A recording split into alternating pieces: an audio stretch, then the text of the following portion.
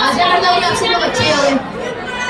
हम सब लोग जानते हैं कि ये कलयुग की दुनिया में सब लोग किसी न किसी से परेशान है।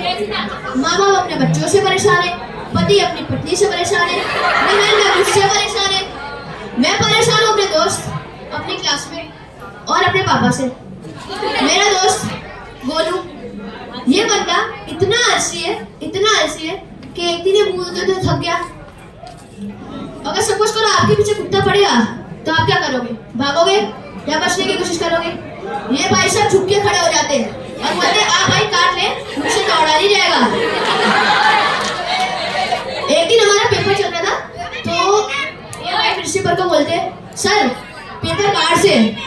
सर बोलता नहीं बेटा, पेपर तो सिलेबस में से ही है। फिर वो बोलता है सर पेपर औकात के बाहर से है मेरे। अब आती है मेरी क्लासमेट कोमल, ये लड़की टॉपर है। पढ़े इसकी खासियत क्या पता है? ये एग्जाम के एक दिन पहले पूरी बुक चाट लेती है एक ही बारी में, इंडेक्स के समेत, line to line, word to word, comma to comma. एक दिन हमारी एग्जाम खत्म हुई तो ये अपने दोस्त से बात कर रही है, बोल रही है यार मेरे 2 जगह कॉमा लगाना छूट गए। ये कोई डिस्कशन होती है? मैं और मेरा दोस्त एक दूसरे के बाल पकड़ रहे हैं और पूछ रहे हैं भाई पासिंग मार्क्स कितने थे, 12 या 13? पर लिखकर तो 8 मार्क्स का है। अब मेरी आदत क्या थी कि मेरे को कुछ याद नहीं रहता था। अब तो मैंने उसको बोला, मेरे दोस्त को, कि भाई मेरे को याद नहीं रहता, मैं क्या करूं? तो उसने बोला भाई तू बादाम खाया कर, तेरे को सब कुछ याद रहेगा। तो उसने बादाम खाने का तो बोल दिया, पर इतना ऐसा नहीं बोला कि कितने बादाम खाने। तो मैंने उसको फॉर्म में लेके 1 किलो एक दिन में बादाम खा लिए। अब उसका साइड इफेक्ट था भयंकर हुआ कि मेरे को मेरे पिछले जन्म का याद आ गया। दूसरे दिन एग्जाम में क्वेश्चन है ताजमहल किसने बनवाया था? मैंने लिख दिया मैंने। फिर सर मेरे को पूछते बेटा तो पिछले जन्म में शाहजहां था? मैंने बोला नहीं सर, मजदूर था। अब एक दिन हमारे एग्जाम चल रही है, ये मैडम पाउच में से 3 पेन निकालती है ऐसे और मंत्र पढ़ने लगी कुछ, जैसे रामायण में वो बाण छोड़ने से पहले पढ़ते थे ना, वैसे ही। अब बाजू में मेरा दोस्त बैठा है, उस बेचारे की फटी पड़ी है। फिर बोलते हैं कि नहीं टेंशन मत लो, रिवाइज ही कर दो भाई। अब जैसे हमारे एग्जाम चालू हुई तो सब लोग अपने बाजू वाले सीनियर थे उनसे कुछ पूछने लगे। तो ये इसको ध्यान रखते हुए मैं भी अपने दोस्त से पूछने गया और मेरे बाजू वाले से मैंने जैसे उसके पेपर में देखा, वो बंदा अपना सुसाइड नोट लिख रहा है। वो प्लास्टिक की स्केल से अपनी नस काटने की कोशिश कर रहा है। अब ये देख के मुझको उसके ऊपर दया आ गई, मैंने उसको स्टील की सेल पकड़ा दी। और जैसे हमारी एग्जाम खत्म होती है, हम लोग सोचते अभी 9th में जाएंगे, अगले स्टैंडर्ड में जाएंगे, और हम लोग एक ही दुआ करते कि काश सिलेबस कम हो। अब इसी को ध्यान में रखते हुए एक शायरी बनाइए।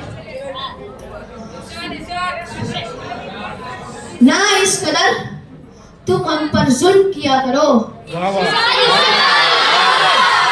ना इस कदर तुम हम पर जुल्म किया करो।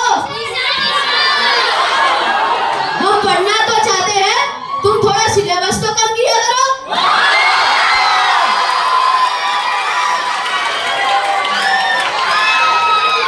अब जैसे एग्जाम खत्म होती है, सब लोगों के मन में एक ही विचार आता है, पिकनिक। कोई मुंबई जाता है तो कोई दूसरे स्टेट में। हमको ले जाने वाले थे शिमला। शिमला का नाम सुन के मेरे मन में वादियां छा गई। अब पापा से पूछने जाने वाला था, पर मिडिल क्लास फैमिली में क्या होता है ना, आप डायरेक्टली बोल सकते हैं कि पापा मेरे को पिकनिक जाना है। तो मैंने पापा के सामने में बोला पापा आज मेरे 15 out of 15 आए।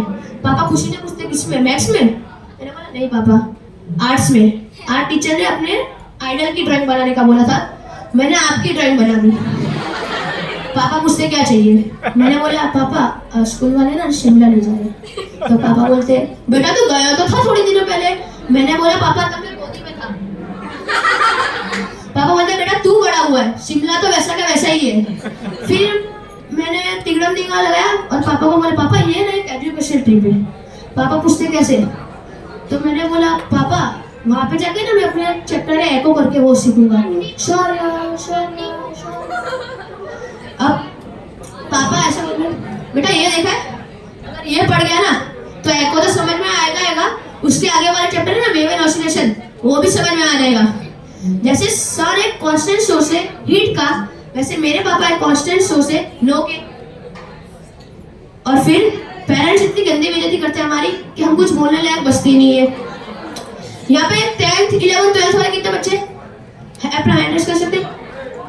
ओके भाइयों और दीदियों, आप सबको ध्यान में रखते हुए आपके स्टैंडर्ड के लेवल की एक जोक है, जिसको समझ में आया अच्छी बात है, वरना कोई बात नहीं। एक दिन न्यूटन सर की वाइफ आई, उन्होंने उनसे पूछा मैं कैसी लग रही हूँ? तो न्यूटन ने बोला 1/cos c =